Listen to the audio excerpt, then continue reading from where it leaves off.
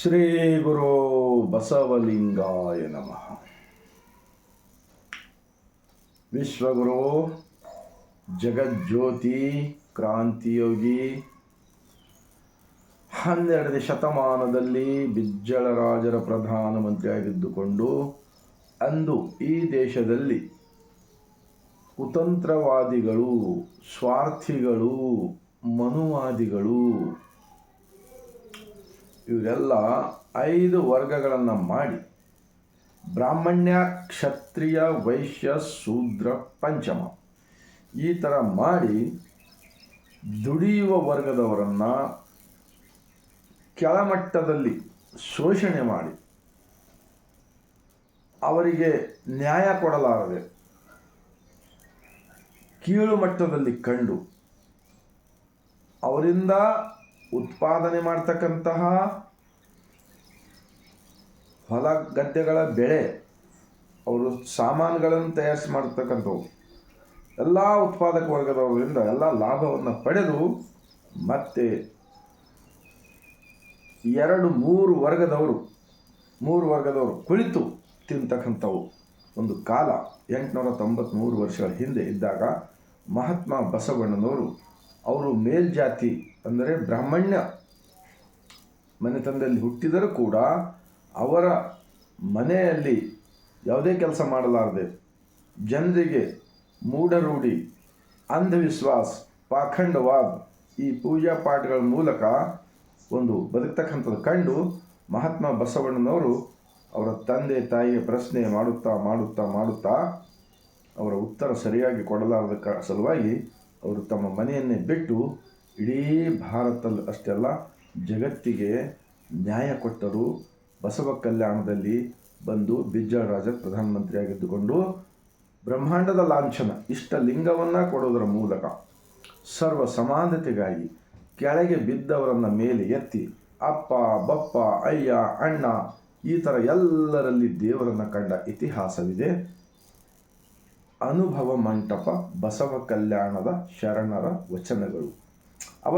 ಅಂತಹ ಮಹಾನ್ ವ್ಯಕ್ತಿ ವಿಚಾರಗಳನ್ನು ದಿನನಿತ್ಯ ತಮ್ಮ ಕಾಯಕಗಳನ್ನು ಮುಗಿಸಿಕೊಂಡು ಅನುಭವ ಮಂಟಪದಲ್ಲಿ ಭಾಗಿಯಾಗಿ ಚಿಂತನೆಗಳನ್ನು ಮಾಡೋದರ ಮೂಲಕ ಬಸವ ಕಲ್ಯಾಣದ ಭೂಮಿಲಿಂದ ಕಾಶ್ಮೀರದಿಂದ ಕನ್ಯಾಕುಮಾರಿಯವರೆಗೆ, ಅಫಘಾನಿಸ್ತಾನದಿಂದ ಇಡೀ ಎಲ್ಲ ದಿಕ್ಕುಗಳಿಂದ ಅವತ್ತೇನು ವಾಹನಗಳಿದ್ದಿಲ್ಲ, ಯಾವುದೇ ಮೊಬೈಲ್ ಫೋನ್ಗಳಂತೂ ಇರಲೇ ಇರಲಿಲ್ಲ, ಯಾವುದೇ ವಿಮಾನ ಇಲ್ಲ, ಹೆಲಿಕಾಪ್ಟರ್ ಇದ್ದಿಲ್ಲ, ಏನೂ ಇದ್ದಿಲ್ಲ, ಎಲ್ಲರೂ ನಡ್ಕೊಂಡು ಬರ್ತಕ್ಕಂಥದ್ದಿತ್ತು. ಎತ್ತಿನ ಬಂಡಿಗಳು, ಕುದುರೆಗಳು, ಒಂಟೆಗಳು ಇಂಥವು ಪ್ರಾಣಿಗಳ ಮೂಲಕ ಹೀಗೋ ಬಂದಿರ್ಬೋದು. ಬಂದು ಅವರೆಲ್ಲರೂ ಮಹಾನ್ ಶರಣರಾದರು. ರಾಜರು ಕೂಡ ತನ್ನ ರಾಜುಟಿಕೆಯನ್ನು ಬಿಟ್ಟರು. ಕಾಶ್ಮೀರದ ರಾಜ ಮಹಾದೇವ್ ಮತ್ತು ಮಹಾದೇವಿ ಭೋಪಾಲ್ ದಂಪತಿಗಳು. ಅದಕ್ಕೆ ಅವರು ಎಷ್ಟೋ ವಚನಗಳು ಬರೆದಿದ್ದಾರೆ. ಇಲ್ಲಿ ಮೋಳ್ಕೆರ ಅಂತಕ್ಕಂಥದ್ದು ಗ್ರಾಮವಿದೆ, ಹುಮ್ನಾಬಾದ್ ಹತ್ತಿರ, ಅಲ್ಲಿ ಅವ್ರದ್ದು ಗವಿ ಇದೆ. ಅವ್ರೇನು ಹೇಳ್ತಾರೆ, ಆನೆ ಕುದುರೆ ಭಂಡಾರವಿದ್ದರೇನು, ತಾನುಂಬುದು ಬಡಿ ಅಕ್ಕಿ, ಒಂದು ಆಕಳ ಹಾಲು, ಮಲಗಲಿಕ್ಕೆ ಜಾಗ ಎಷ್ಟು ಬೇಕಪ್ಪ, ಒಂದು 6 ಫೀಟಿನ ಪಲಂಗ್, ಫರ್ಸ್ ಏನು ತಿಳ್ಬೇಕು, ಈ ಥರ ಅಲ್ಲಿ ಬರೆದು ಹಾಕಿದ್ದಾರೆ. ವಚನಗಳಲ್ಲಿ ಕೂಡ ಸಿಗುತ್ತವೆ. ಆದರೆ ಈ ಗ್ರಂಥದಲ್ಲಿ ಇಂತಹ ಒಂದು ಮಹಾನ್ ತತ್ವ ಜನಮನಕ್ಕೆ ಸರಿಯಾಗಿ ಮುಟ್ಟಿಸಲಾರದೆ ಕಲಬೆರಕೆ ಮಾಡುತ್ತಾ ಏನೇನೋ ಹೇಳ್ಕೊಂಡು ಹೇಳಿದ್ದನ್ನು ಕೂಡ ನಾವು ನೋಡ್ತಾ ಇದ್ದೀವಿ. ಆದ್ದರಿಂದ ಇವತ್ತು ಈ ಭಾರತೀಯರಿಗೆ ಬಸವಣ್ಣನವರು ಸ್ಥಾಪಿಸಿದ ಅನುಭವ ಮಂಟಪದ ಶರಣರ ವಚನಗಳು ತಿಳಿದುಕೊಳ್ಳುವುದು ಬಹಳ ಬಹಳ ಬಹಳ ಜರೂರಿಯಾಗಿದೆ ಅಂತೇಳಿ ಅನ್ನಿಸ್ತಾ ಇದೆ. ಈಗ ಒಂದು ಮಹಾತ್ಮ ಬಸವಣ್ಣನವರ ವಚನ.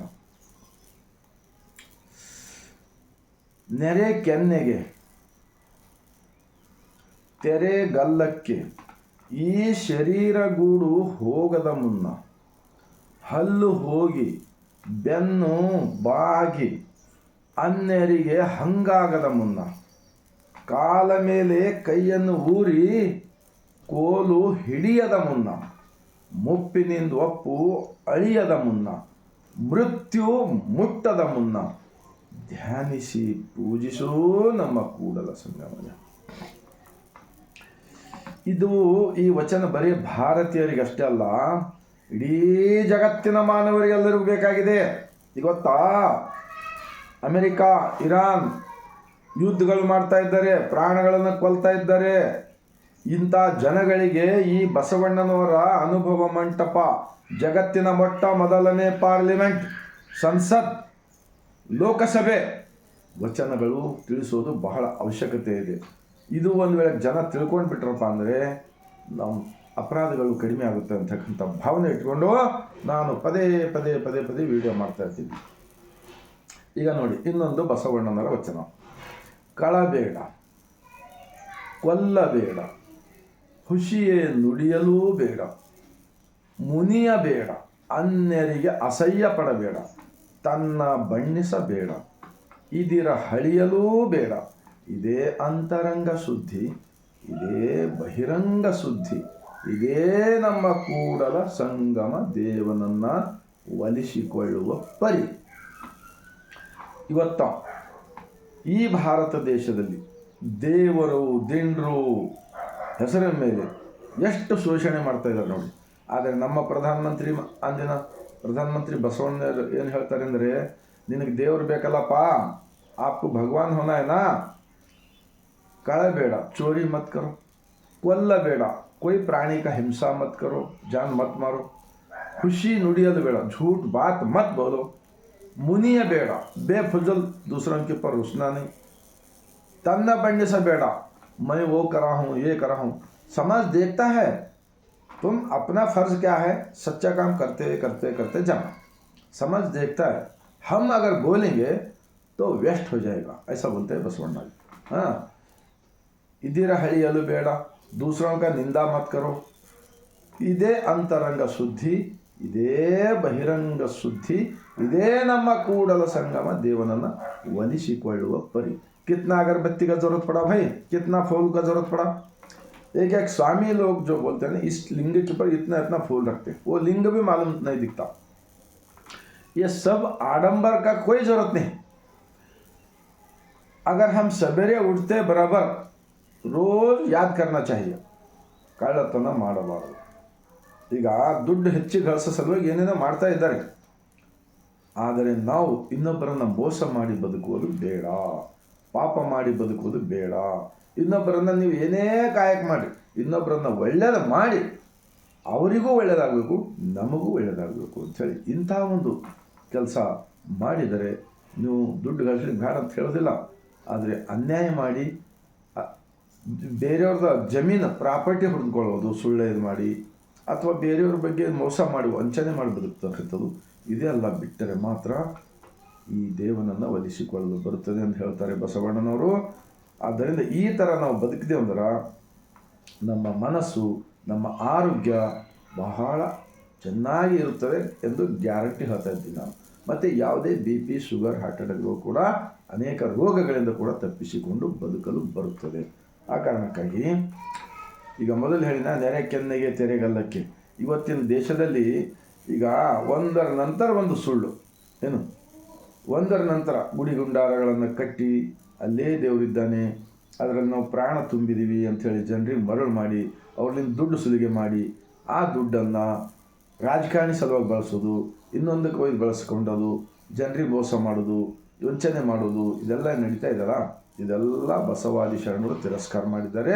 ಅನುಭವ ಮಂಟಪದ ಲಿಂಗಾಯತ ಧರ್ಮ ವಿಚಾರಗಳು.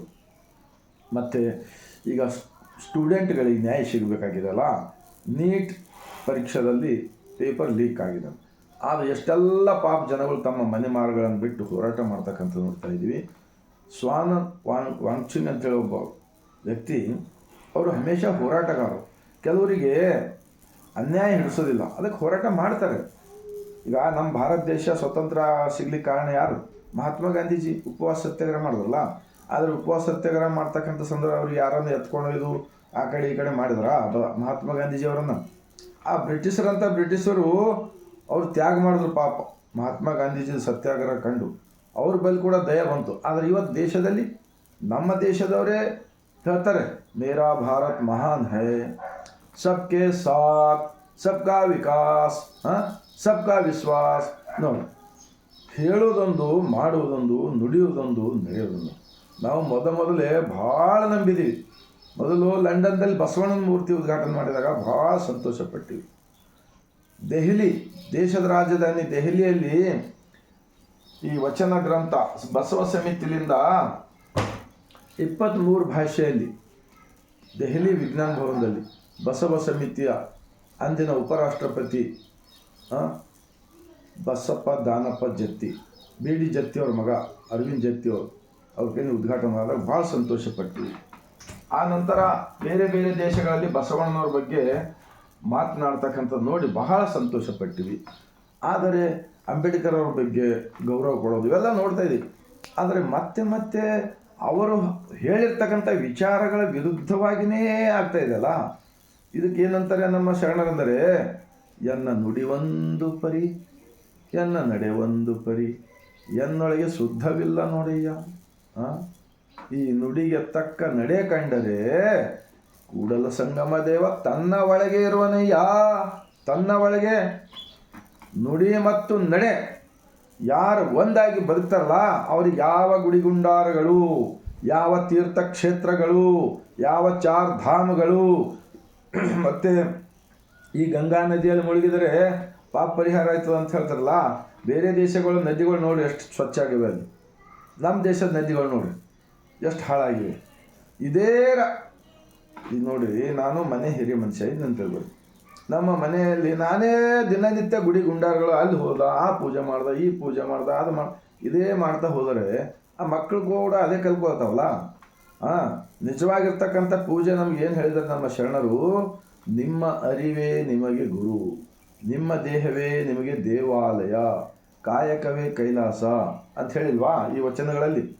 ಆದರೆ ಇವತ್ತು ಬಹಳಷ್ಟು ಜನಗಳು ಬಸವಣ್ಣನವರ ವಚನಗಳನ್ನು ತೆಗೆದುಕೊಳ್ತಾರೆ, ಆದರೆ ಜನರಿಗೆ ಏಕದೇವ ಉಪಾಸನೆಯ ಮಾರ್ಗದತ್ತ ಕೊಂಡು ಒಯ್ಯುವುದಿಲ್ಲ.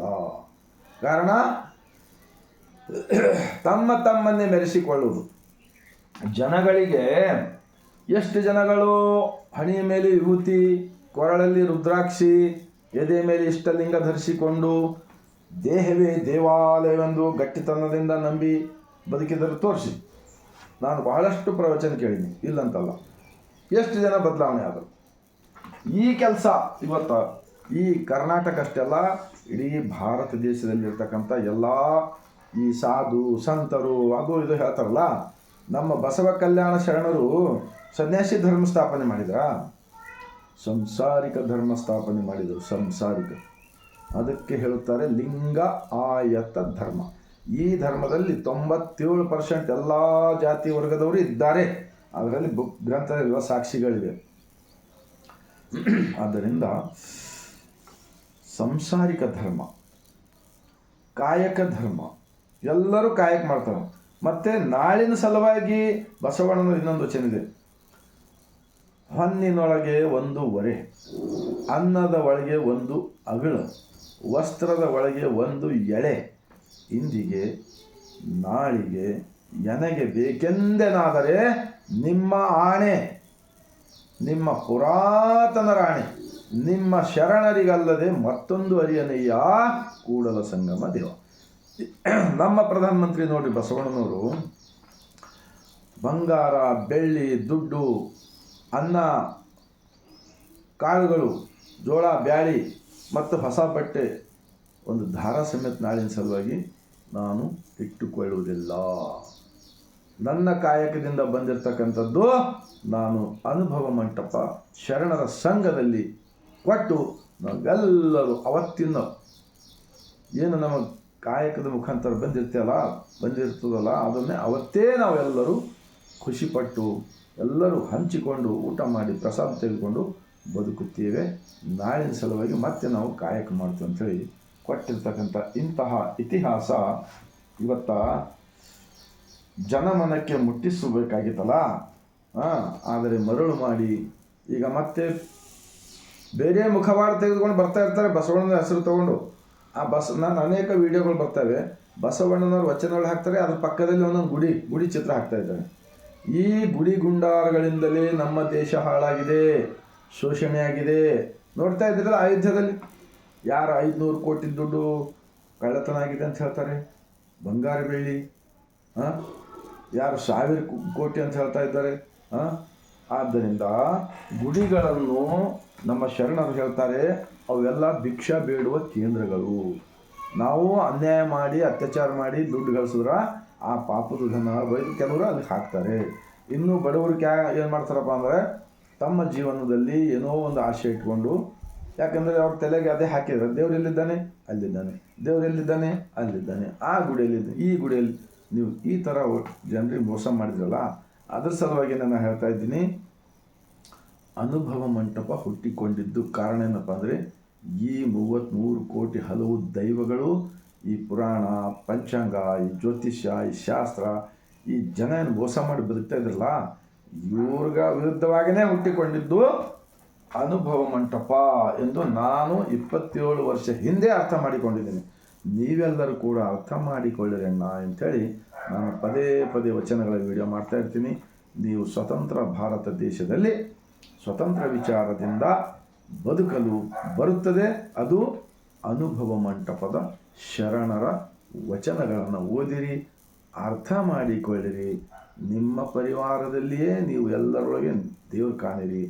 ತಂದೆ ತಾಯಿ ಮಕ್ಕಳು ಪಕ್ಕದ ಮನೆಯವರು ಅಲ್ಲಿ ಎಲ್ಲರ ಜೊತೆ ನಾವು ಸತ್ಯ ನ್ಯಾಯ ನೀತಿಯಿಂದ ಬದುಕೋದನ್ನು ಕಲಿತರೆ ಆಚರಣೆಯಲ್ಲಿ ತಂದರೆ ಸಾಕಪ್ಪ. ನಮಗೆಲ್ಲಿಗೂ ಯಾವ ತೀರ್ಥಕ್ಷೇತ್ರ ಬೇಕಾಗಿಲ್ಲ, ಯಾವ ಧರ್ಮಸ್ಥಳ ಬೇಕಾಗಿಲ್ಲ, ಯಾವ ಚಾರ್ಧಾಮ. ಇದು ನೋಡಿ ಜಗನ್ನಾಥ ಪುರಿ ಅಂತೇಳಿ ದೇವ್ರು ಅಂತೇಳಿ ಪಾಪ ಲಕ್ಷಗಟ್ಟಲೆ ಜನ ಅದು ನುಗ್ಗಲ್ದಾಗ ಎಷ್ಟೋ ಜನ ಸಾವಿಗೀಡಾದರು. ವೈಷ್ಣವಿ ದೇವರ ಸಾವಿಗೀಡಾಗ್ತಾರೆ. ಕೇದಾರ್ನಾಥ್ ಬದ್ರಿನಾಥ್ ಹೋದಾಗ ಸಾವಿಗೀಡಾಗ್ತಾರೆ. ಮತ್ತು ಎಲ್ಲ ಕಡೆ ಅಲ್ಲೇ ದೇವರಿದ್ದಾನೆ ಅಂತೇಳಿ ಹೋಗಿ ಮತ್ತೆ ಜೀವ ಹಾನಿಗಳಾಗ್ತಕ್ಕಂಥದ್ದು ಕೂಡ ನಾನು ಪದೇ ಪದೇ ನೋಡ್ತಾ ಇರ್ತೀನಿ. ಆ ದೇವ್ರಿಗೆ ಹೋಗ್ತಕ್ಕಂಥ ಸಂದರ್ಭದಲ್ಲಿ ರಸ್ತೆ ಅಪಘಾತ ಆಯಿತು, ಬರ್ತಕ್ಕಂಥ ಸಂದರ್ಭದಲ್ಲಿ ಆಯಿತು. ನೀವು ಟೂರಿಸಮ್ ಮಾಡಿರಿ, ಬೇಡಂತಲ್ಲ, ಪ್ರಕೃತಿ ನೋಡಿರಿ, ನೇಚರ್ ನೋಡಿರಿ, ಎಲ್ಲೆಲ್ಲಿ ಜನಗಳು ಯಾವ ರೀತಿ ಬದುಕ್ತಿದ್ದು ನೋಡಕ್ಕೆ ಹೋಗಿ ಬೇಡಂತಲ್ಲ. ಆದರೆ ಅಲ್ಲೇ ದೇವರಿದ್ದಾನೆ, ಇಲ್ಲಿ ಇಲ್ಲ ಅಂಥೇಳಿ ಇದು ಎಂತಹ ಆತ್ಮವಂಚನೆ ಆಗುವುದಿಲ್ಲವೇ? ಆತ್ಮ ಅವಲೋಕನ ಮಾಡಿಕೊಳ್ಳಿರಿ ಅಣ್ಣ ಅಂಥೇಳಿ ತಾವು ಈ ವಿಡಿಯೋ ನೋಡಿದ ಬಳಿಕ ಬಸವಾದಿ ಶಿವಶರಣರು ಸ್ಥಾಪಿಸಿದ ಅನುಭವ ಮಂಟಪದ ಲಿಂಗಾಯತ ಧರ್ಮದ ವಚನಗಳು ನಾವು ನೀವು ಈ ಭೂಮಿಗೆ ಹುಟ್ಟಿ ಬಂದಿದ್ದಕ್ಕೆ ಸಾರ್ಥಕವಾಗಬೇಕಾದರೆ ವಚನಗಳನ್ನು ಓದೋಣ, ಅರ್ಥ ಮಾಡಿಕೊಳ್ಳೋಣ, ಆತ್ಮ ಅವಲೋಕನ ಮಾಡಿಕೊಳ್ಳೋಣ.